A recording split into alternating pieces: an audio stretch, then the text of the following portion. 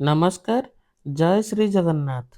ମୁଁ ବିଶ୍ୱଜିତ ଆପଣମାନଙ୍କୁ ମୋ ଚ୍ୟାନେଲ କୁକ୍ ୱିଥ୍ ବିଶ୍ୱଜିତକୁ ମୁଁ ସ୍ୱାଗତ କରୁଛି। ଦେଖନ୍ତୁ, ମୁଁ ଆଜି ଗୋଟେ ଢାବା ଷ୍ଟାଇଲ ଚଣା ମସଲାଟେ ବନେଇଛି, ଯାହାକୁ ଆପଣମାନେ ଘରେ ଅତି ସହଜରେ ବନେଇ ପାରିବେ।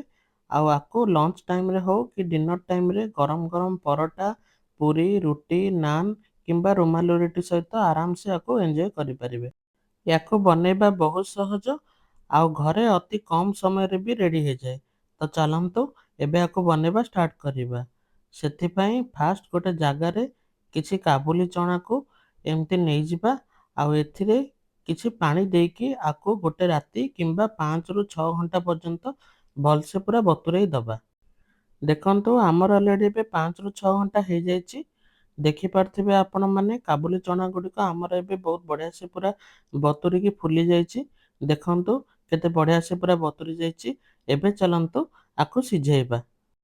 ସେଥିପାଇଁ ଫାଷ୍ଟ ଗୋଟେ ପ୍ରେସର କୁକରରେ ଆମେ ବତୁରେଇଥିବା ଆମର କାବୁଲି ଚଣା ଗୁଡ଼ିକ ଭଲସେ ପାଣି ନିଗାଡ଼ିକି ନେଇଯିବା। ସେଥିରେ ଗୋଟେ ତେଜପତ୍ର ପକାଇଦେବା, 2ଟି ଗୁଜୁରାତି ପକାଇଦେବା ଆଉ 1 ଇଞ୍ଚ ଡାଲଚିନିକୁ ପକାଇଦେବା। ତାପରେ ଏଥିରେ 1 ଗ୍ଲାସ ପାଣି ଦେଇଦେବା ଆଉ ପ୍ରେସର କୁକରର ଢାଙ୍କୁଣୀକୁ ଦେଇକି କମ ସେ କମ 3ରୁ 4ଟି ସିଟି ଦେବା ଆଉ ଗ୍ୟାସର ଫ୍ଲେମ୍କୁ ପୁରା ମିଡ଼ିୟମ ହାଇରେ ରଖିବା। ଦେଖନ୍ତୁ, ଏବେ ଅଲରେଡି ଆମର 4ଟି ସିଟି ଦେଇଛି ଆଉ ସବୁ ସିଟି ବାହାରି ଗଲା ପରେ ଏବେ ଆମେ ପ୍ରେସର କୁକରର ଢାଙ୍କୁଣୀକୁ ଖୋଲିବା। ଦେଖନ୍ତୁ, ଆମର କାବୁଲି ଚଣା ଗୁଡ଼ିକ କେତେ ବଢ଼ିଆ ସେ ପୁରା ସିଝି ଯାଇଛି। ମୁଁ ତାକୁ ଚିପିକି ଦେଖୁଛି, ଦେଖନ୍ତୁ କେତେ ବଢ଼ିଆ ସେ ପୁରା ସିଝି ଯାଇଛି। ଏବେ ଚାଲନ୍ତୁ ଫାଇନାଲି ଆମର ଚଣା ମସଲାଟେ ବନେଇବା। ଚଣା ମସଲା ବନେଇବା ପାଇଁ ଫାଷ୍ଟ ଗୋଟେ ପ୍ୟାନରେ କିଛି ରିଫାଇନ ଅଏଲକୁ ଭଲସେ ପୁରା ଗରମ କରିବା ଆଉ ତେଲ ଭଲସେ ପୁରା ଗରମ ହେଇଗଲେ ସେଥିରେ କିଛି ଗୋଟା ଜିରାକୁ ପକେଇବା। ଜିରା ଆମର ଭଲସେ ପୁରା ଫୁଟିଗଲେ ସେଥିରେ ଛୋଟ ଛୋଟ କରି କଟା ହେଇଥିବା କିଛି ପିଆଜକୁ ପକେଇଦେବା ଆଉ ପିଆଜକୁ ପୁରା ହାଇ ଫ୍ଲେମ୍ରେ ଗୋଲ୍ଡେନ୍ ବ୍ରାଉନ୍ ହେଲା ପର୍ଯ୍ୟନ୍ତ ଫ୍ରାଏ କରିବା। ଦେଖନ୍ତୁ, ପିଆଜ ଏବେ କେତେ ବଢ଼ିଆ ସେ ଆମର ପୁରା ଗୋଲ୍ଡେନ୍ ବ୍ରାଉନ୍ ହେଇଗଲାଣି। ଏବେ ଏଥିରେ କିଛି ପିଆଜ ବଟା ଦେବା। ତାପରେ ଏହି ପିଆଜ ବଟାକୁ ଆମେ ପୁରା ହାଇ ଫ୍ଲେମ୍ରେ ଭଲସେ ପୁରା କଷିବା, ଯେମିତି ପିଆଜର କଲର୍ ପୁରା ଚେଞ୍ଜ ହେଇକି ପୁରା ଗୋଲ୍ଡେନ୍ ହେଇଯିବ। ଦେଖନ୍ତୁ, ପିଆଜ ବଟାକୁ ମୁଁ କେତେ ବଢ଼ିଆ ସେ ପୁରା କଷି ଦେଇଛି। ଏବେ ଏଥିରେ କିଛି ଅଦା ରସୁଣ ପେଷ୍ଟ ପକେଇବା ଆଉ କିଛି ଟମାଟୋକୁ ଭଲସେ ପୁରା ଗ୍ରାଇଣ୍ଡିଙ୍ଗ କରିକି ଗୋଟେ ଟମାଟୋ ପେଷ୍ଟ ଏଥିରେ ପକେଇବା। ଏବେ ଗ୍ୟାସର ଫ୍ଲେମ୍କୁ ମିଡ଼ିୟମ ହାଇ ରଖିବା ଆଉ ଅଦା ରସୁଣ ପେଷ୍ଟ ଆଉ ଟମାଟୋ ପେଷ୍ଟକୁ ଭଲସେ ପୁରା କଷିବା, ଯେମିତି ଅଦା ରସୁଣର କଞ୍ଚା ସ୍ମେଲଟା ପଳେଇବ ଆଉ ଟମାଟୋ ବଢ଼ିଆ ସେ ଆମର କଷି ହେଇକି ପୁରା ଡ୍ରାଏ ହେଇଯିବ। ଦେଖନ୍ତୁ, ମସଲା ଏବେ କେତେ ବଢ଼ିଆ ସେ ଆମର ପୁରା କଷି ହେଇଗଲାଣି। ଏବେ ଗ୍ୟାସର ଫ୍ଲେମ୍କୁ ସିମ୍ କରିଦେବା ଆଉ ଏଥିରେ କିଛି ହଳଦୀ ଗୁଣ୍ଡ ପକେଇଦେବା, କିଛି ଲଙ୍କାଗୁଣ୍ଡ ପକେଇଦେବା, କିଛି କିଚେନ୍ କିଙ୍ଗ ମସଲା ଗୁଣ୍ଡକୁ ପକେଇବା, କିଛି ଚାଟ୍ ମସଲା ଗୁଣ୍ଡ ପକେଇବା।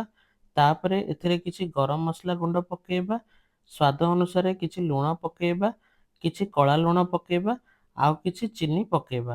ତାପରେ ସବୁ ମସଲା ମସଲି ପକେଇ ସାରିଲା ପରେ ଏବେ ଗ୍ୟାସର ଫ୍ଲେମ୍କୁ ମିଡ଼ିୟମ ହାଇ ରଖିବା ଆଉ ମସଲା ଗୁଡ଼ିକୁ ଭଲସେ ପୁରା ମିଶାଇବା।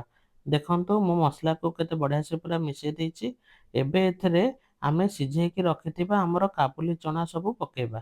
ଦେଖନ୍ତୁ, ଏବେ କାବୁଲି ଚଣାକୁ ବଢ଼ିଆ ସେ ପୁରା ମସଲା ସହିତ ମିଶାଇବା, ଯେମିତି କାବୁଲି ଚଣା ଗୁଡ଼ିକ ଆମର ମସଲା ସହିତ ଭଲସେ ପୁରା ମିଶିଯିବ ଆଉ ଗ୍ରେଭିଟା ଆମର ପୁରା ଥିକ୍ ହେଇଯିବ।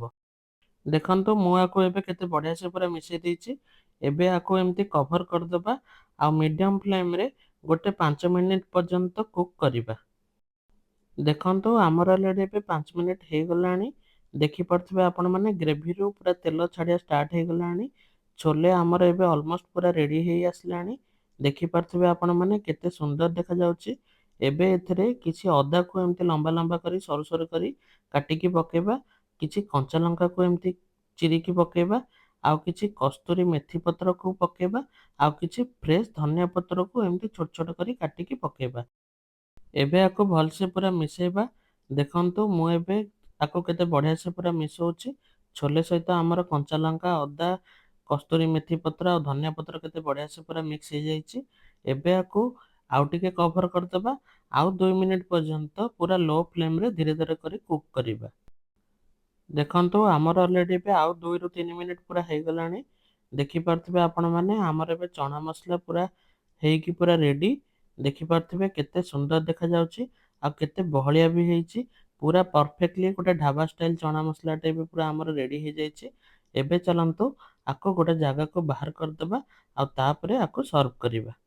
ଢାବାରୁ କିଣିକି ଖାଇବା ଅପେକ୍ଷା ଆପଣମାନେ ଥରେ ଏମିତି ମୋ ଷ୍ଟାଇଲରେ ଚଣା ମସଲାଟିଏ ଆପଣମାନଙ୍କ ଘରେ ବନାନ୍ତୁ ଆଉ ଖାଇକି ମୋତେ କମେଣ୍ଟରେ ଜଣାଇବେ କେମିତି ଲାଗିଲା।